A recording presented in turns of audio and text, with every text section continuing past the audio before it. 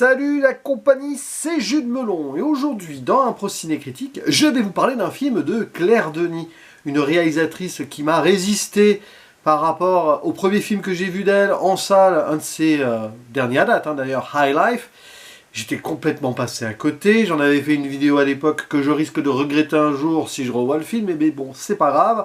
Récemment, j'ai vu son premier court-métrage, 15 mai, voilà, qui est disponible sur Arte. Et je me suis dit, tiens, que j'allais voir son beau travail sorti en l'an 2000 ou 99 en festival, considéré comme l'un des meilleurs films de tous les temps. Il est dans quelques listes top 100, même 7ème position pour l'un d'entre eux, voilà, de ces classements. Et j'ai appris d'ailleurs qu'elle allait sortir une nouvelle œuvre là bientôt.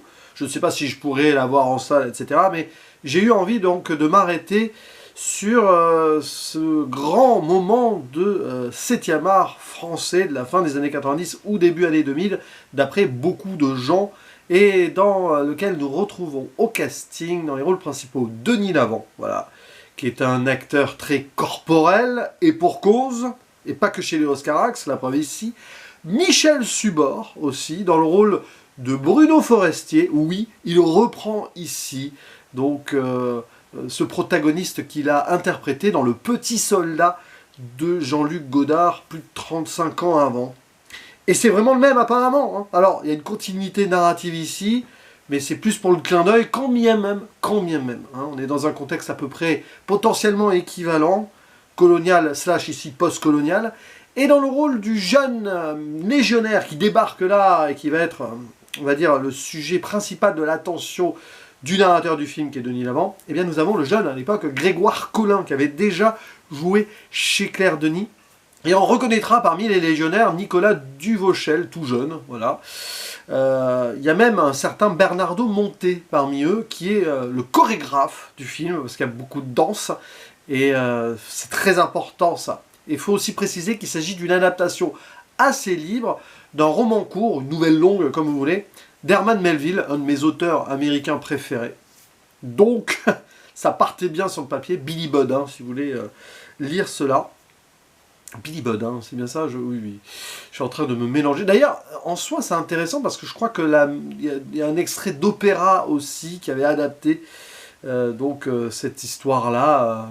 Donc Billy Budd en mode musical. Tout est lié, quelque part. Et bon, je ressors du visionnage là assez foudroyé par pas mal de choses. Nous avons ici une œuvre très sensorielle qui raconte l'histoire, alors pour faire simple, d'une légion française installée à Djibouti, une ancienne colonie, qui est indépendante depuis un peu plus d'une vingtaine d'années au moment du tournage du film. Et on va y suivre donc cette petite vie de troupe avec des légionnaires lambda, dont un qui débarque, qui s'appelle Santin et qui va cristalliser, donc je le disais, beaucoup de choses, parce qu'il est très sympathique, très humain, et il va attirer la jalousie, mais aussi une forme d'attirance, c'est un petit peu à double tranchant là, de l'adjudant-chef Galou, qui est joué par Denis Lavant, qui est donc le leader de cette troupe, et encore plus haut, il y a le commandant, Bruno Forestier, donc joué par Michel Subor, avec ce jeu-là, assez impressionnant d'ailleurs, d'emblée, où on voit l'adjudant-chef Denis Lavant, on va l'appeler comme ça, vouer une admiration incroyable pour son commandant, qui est assez impénétrable d'une certaine manière. Alors nous, spectateurs, si on a vu Le Petit Soldat, on le sait son passé, mais là, voilà, c'est très intéressant. Et en même temps, cet adjudant-chef va donc développer quelque chose de malsain peut-être avec ce jeune Santin qui est là, qui lui rappelle tout ce qu'il n'est plus, ou ce qu'il n'a pas pu être, ou ce qu'il aimerait encore être. On ne sait pas trop. Et tout ceci nous est conté en mode narration, donc après les événements du film, alors que l'adjudant-chef, pas facile à dire, Galou, donc alias Denis Lavant, est dans le sud de la France. Il a quitté la Légion. Et on va comprendre pourquoi quand le film a avancé. Mais c'est pas le plus important. Cette voie narrative-là, assez elliptique, parce que on avance, on ne sait pas trop où on est, très importante, très écrite, bien sûr. C'est comme s'il avait couché des mots sur un journal intime et qu'il faisait le bilan de sa vie dans cette légion, ce qu'il n'a pas pu faire, et les choses qu'il n'a pas forcément pu voir non plus. Et donc des regrets, des remords, comme il le dit à un moment très précis, avec ce qu'il fait là, peut-être qu'il veut se libérer, donc peut-être qu'avec les remords commence la liberté, qu'il dit. Et il précise, j'ai entendu ça quelque part. Et il me semble que moi aussi j'ai entendu ça quelque part, et je me demande si c'est pas balancé par le personnage de Forestier dans Le Petit Soldat, à vérifier, parce que là c'était un film très très écrit aussi, avec beaucoup de choses, très très bon film, Le Petit Soldat, très controversé à l'époque, il a failli être interdit, il a été interdit 3 ans, hein, quand même 2-3 ans, avant d'être proposé. Donc, qu'est-ce que nous avons là? La vie de ces légionnaires, des entraînements corporels, sportifs, de chorégraphie donc, avec de la musique, tout est mis en scène, et ça fait naturel à la fois, c'est la grande force du film, c'est qu'on est un quasi documentaire par moment sur certaines choses, mais on voit aussi que ça a été préparé d'avance, et donc, oui, ils sont là, ils se préparent, ils attendent d'être utiles, de servir, servent la bonne cause et meurent, comme le dit ce tatouage sur donc, le torse du personnage de Galou.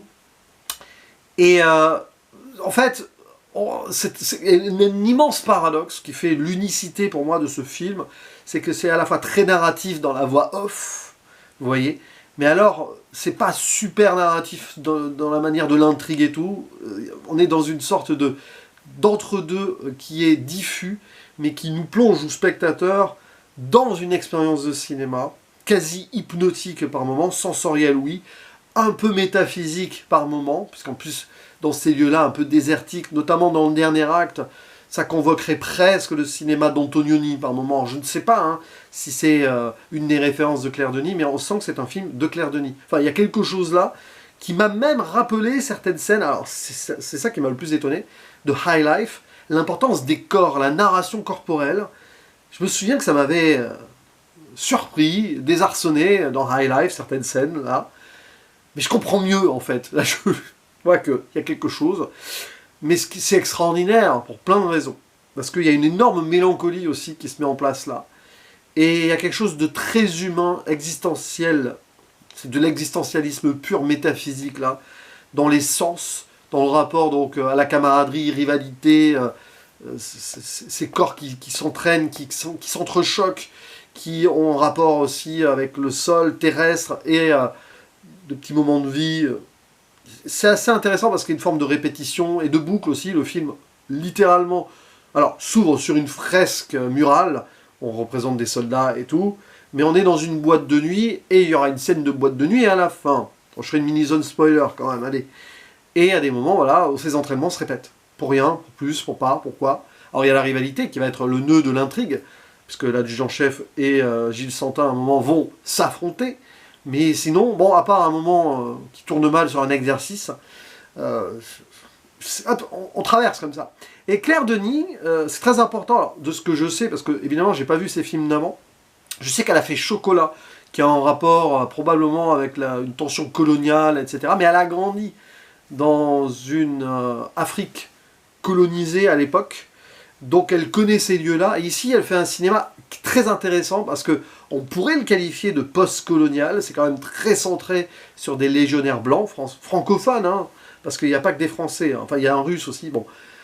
Donc on n'a pas de point de vue particulier des locaux, mais quand même un peu. Là aussi, peut-être par les remords de tout cela, elle a vécu dans ça, et puis elle revient là, en termes de liberté sur le papier, faire son cinéma.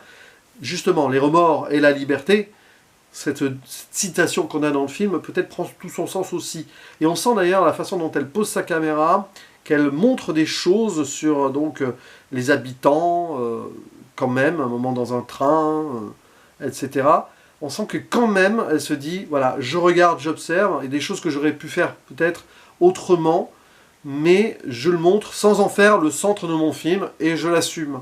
C'est intéressant parce qu'à un moment, le personnage de Denis Lavant, il le dit qu'il a ses remords, ses regrets aussi, de ne pas pu avoir vraiment observé autour de lui quand il y était. Voilà, il était le bon petit soldat, hein, finalement on y revient, et qu'il n'a pas pu voilà, vraiment profiter de ce qu'il pouvait découvrir d'autre autour de lui, si ce n'est une Djiboutienne, une femme qui va draguer donc, en boîte de nuit au début, et avec qui visiblement il va sortir un temps, enfin il la revoit. Et c'est très diffus, voilà, c'est un film là-dessus assez particulier, parce qu'on sent qu'il est, certes il sort avec cette jeune femme, mais il a une intensité envers son commandant et cette jalousie, on voit, il y a quelque chose de désir refoulé aussi envers le jeune Santin. On se demande en fait, lui-même s'il sait où il se situe, et arrivé au bout, une fois l'après, donc quand il nous fait cette narration, on voit qu'il sait qu'il n'a pas pu vivre vraiment en tant qu'être humain. Il a été donc là, dans ce groupe, mais là où justement le jeune Santin ressortait de cette unité légionnaire, tous peut-être interchangeables, c'est intéressant parce qu'il y avait quelqu'un qui arrivait à faire son individualité par sa jeunesse, par sa bonté, par quelque chose qui... Voilà, ce charisme-là, le petit Santin, là, et du coup, il s'appelle Santin, c'est très amusant ça aussi. Et du coup, lui, il est très jaloux de voir que quelqu'un aurait pu être au-dessus du lot, et qu'il aurait pu être remarqué par le commandant aussi. Alors que lui, il cherchait à se faire remarquer par le commandant. Un commandant qui est intéressant, parce qu'on ne le voit pas tant que ça, mais on le voit assez taciturne, un peu ailleurs, et on voit qu'il a vécu ce qu'il a vécu dans le film de Godard. Il y a même une scène où il se regarde dans le miroir, où on sort de la narration pure, c'est-à-dire que le film est une constellation de souvenirs, de mémoire du personnage de Galou, mais par moments, il y a des petites déviations et tout, et on voit le commandant s'observer dans le miroir, et il y a une scène comme ça dans Le Petit Soldat. Donc, bien sûr que Claire Denis, consciemment, y fait référence, mais ça, c'est pas très important si que vous ayez vu le Godard ou pas, en fait, c'est juste, ça fait sens dans le film en tant que lui-même, hein, voilà. Et bon, bah après, bien sûr, hein, la force des corps, la force des danses, des chorégraphies, qu'elles soient diverses et variées d'ailleurs, parce qu'au début, sur du Tarkan dans la boîte de nuit, c'est très gentillé, les moments un peu ballets, opératiques, avec même des musiques un peu différentes, hein, un peu contemporaines et un peu anciennes, qui montrent les entraînements, les pompes, les petits trucs où ils se rentrent dedans, là, la virilité, etc. Et il y a la scène finale aussi sur un tout autre chose, vraiment toute autre chose.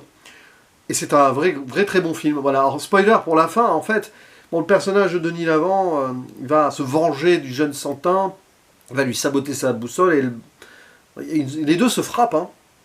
Donc en tant que tel, il va aller sanctionner Santin parce qu'il l'a frappé en l'abandonnant dans une sorte de désert de sel, là. Il y a un lac de sel à Djibouti, c'est peut-être là, je ne sais pas si ça a été tourné à Djibouti même, mais je pense que oui quand même, vu l'histoire du film, vu comment elle a voulu le mettre en place, à mon avis, elle a respecté les lieux. Et il va l'abandonner, il va être qualifié de déserteur, Santin, mais en fait, peut-être de mort, mais nous, on verra qu'il a été récupéré. C'est assez intéressant d'ailleurs, il est récupéré et soigné par une jeune Djiboutienne qui, je me demande, j'ai pas de certitude, hein, c'est pas la petite amie, entre guillemets, de Galou, et ça rendrait encore plus ironique la situation. Mais bon, à vérifier, je suis pas certain, mais il me semble l'avoir reconnu. Alors, voilà, je sais pas, si vous le savez, vous, avec certitude, vous pourrez le dire. Et du coup, forcément, il est...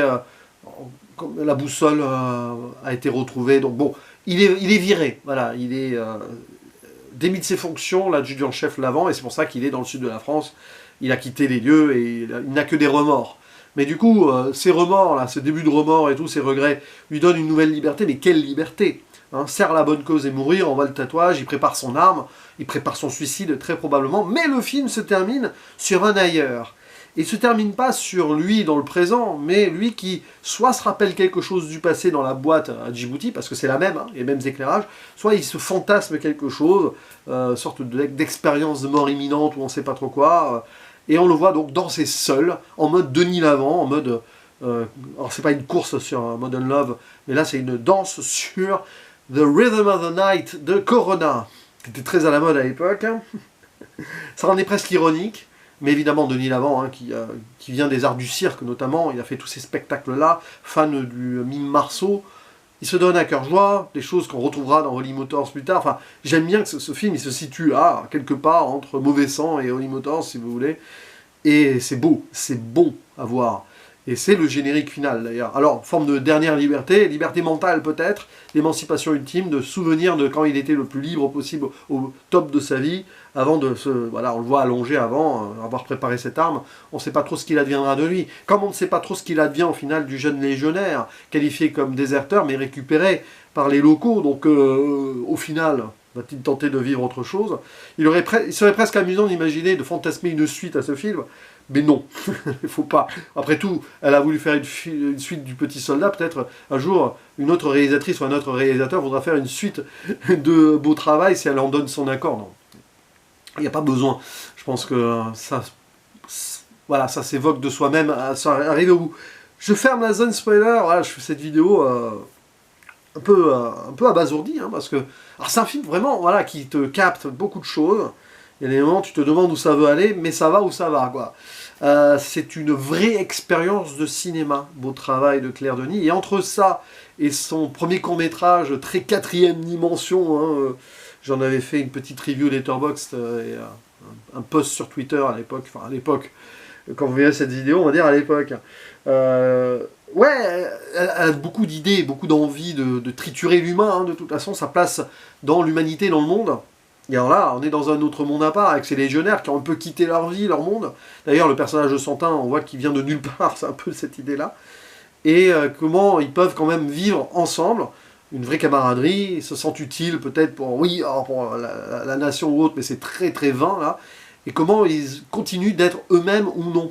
Et c'est un film qui questionne cela aussi, avec ce commandant donc sorti du Petit Soldat qui semble s'être oublié et qui essaye d'oublier aussi son passé, mais qui continue quand même à être impliqué dans plus ou moins l'aspect post-colonialiste ici français, c'est intéressant. Entre cet adjudant-chef aussi qui est complètement perdu, ne sait plus trop qui il est et qui n'arrive pas à vraiment vivre et qui plus tard ruminera ses regrets, et ce jeune homme qui lui, pour le coup, semble très unique en lui-même et très humain, trop humain peut-être pour cet ensemble-là, entre quelqu'un qui refuse d'être qui il est, et ce commandant qui peut-être essaye d'oublier qui il a été.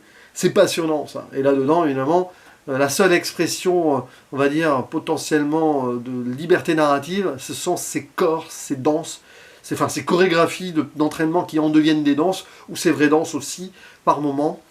Et ce regard aussi sur cette Afrique-là que Claire Denis a envie de voir autrement, là où elle y a grandi.